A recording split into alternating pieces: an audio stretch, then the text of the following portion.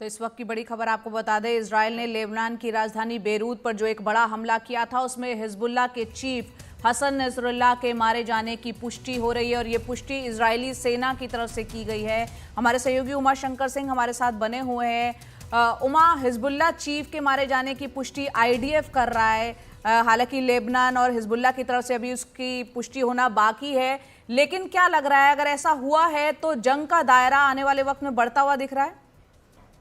जी बिल्कुल, जिस तरीके से हिजबुल्लाह की तरफ से बार-बार ये बात कही जा रही है, हालांकि उसकी ताकत में काफ़ी कमी भी आई है।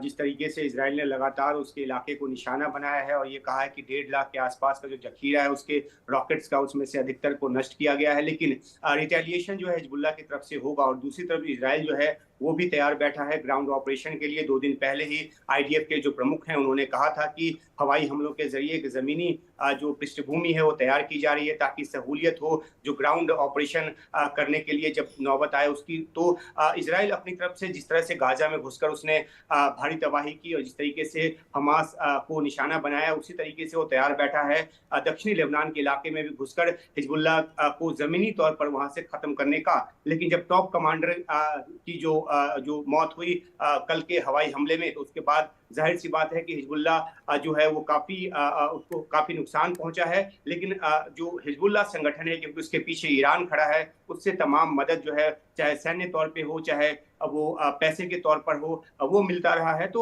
ऐसे में देखना होगा कि ईरान की तरफ से क्या रिएक्शन आता है।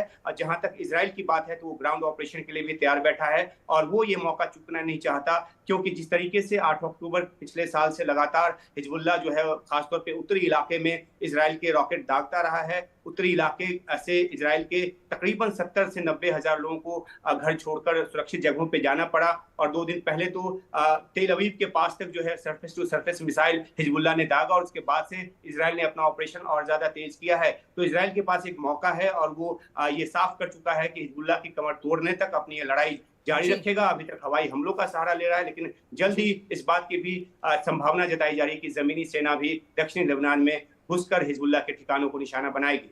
तो ज़मीनी स्तर पर भी ये कार्रवाई आगे लेबनान पर की जा सकती है इजराइल की तरफ से। बहुत बहुत शुक्रिया उमा, इस खबर पर आप नज़र बनाए रखेंगे और आपके पास हम लौटते रहेंगे। तो बड़ी खबर यहाँ पर बेरूत पर जो हमला किया था इजराइल ने लेबनान की राजधानी पर, वहाँ हिजबुल्लाह के चीफ हसन नसरुल्लाह के मारे जाने की पुष्टि खुद इजराइल की सेना ने की है। इस वक्त की बड़ी खबर।